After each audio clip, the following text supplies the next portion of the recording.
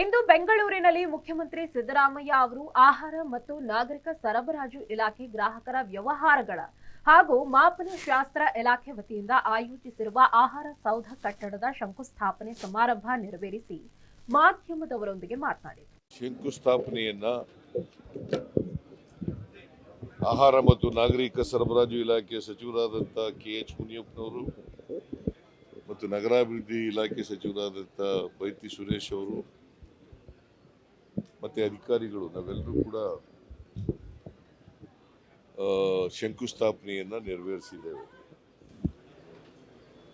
ಇವತ್ತಿನವರೆಗೆ ಆಹಾರ ಇಲಾಖೆಗೆ ಸ್ವಂತ ಕಟ್ಟಡ ಇರಲಿಲ್ಲ, ಬಾಡಿಗೆ ಕಟ್ಟಡದಲ್ಲಿ ನಡೀತಾ ಇತ್ತು. ನಾಗರಿಕ ಸರಬರಾಜು ಇಲಾಖೆಗೆ ಇತ್ತು ಕಟ್ಟಡ, ಮೌಲ್ಯಮಾಪನ ಇಲಾಖೆಗೆ ಇತ್ತು. ಆದರೆ ಇದಕ್ಕೆ ಆಹಾರ ಇಲಾಖೆಗೆ ಇವತ್ತು ಆಹಾರ ಇಲಾಖೆ ಬಹಳ ಮುಖ್ಯ. ಯಾಕಪ್ಪ ಅಂತಂದರೆ ಆಹಾರ ಇಲಾಖೆಯಿಂದಲೇ ಅನ್ನಭಾಗ್ಯ ಕಾರ್ಯಕ್ರಮವನ್ನು ಇಂಪ್ಲಿಮೆಂಟ್ ಮಾಡ್ತಾ ಇರೋದು. ಅನ್ನಭಾಗ್ಯ ಕಾರ್ಯಕ್ರಮವನ್ನು ಇಂಪ್ಲಿಮೆಂಟ್ ಮಾಡ್ತಾ ಇದ್ದೀವಿ. ಅದಕ್ಕೋಸ್ಕರ ಇದು ವ್ಯವಸ್ಥಿತವಾಗಿ ಇಂಪ್ಲಿಮೆಂಟ್ ಆಗಬೇಕು.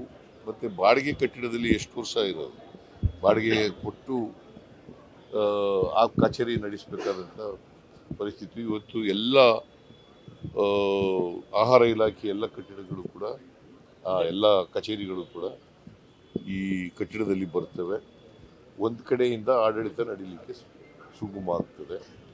ಮತ್ತು ಮಂತ್ರಿಗಳು ಕೂಡ ಇಲ್ಲಿ ಬಂದು ಆಹಾರ ಇಲಾಖೆಯಲ್ಲಿ ಅಡ್ಮಿನಿಸ್ಟ್ರೇಷನ್ ಯಾವ ರೀತಿ ನಡೀತದೆ ಇಲ್ಲ ಅಂತಕ್ಕಂಥದ್ದು ಕೂಡ ನೋಡಲಿಕ್ಕೆ ಅನುಕೂಲ ಆಗಿದೆ.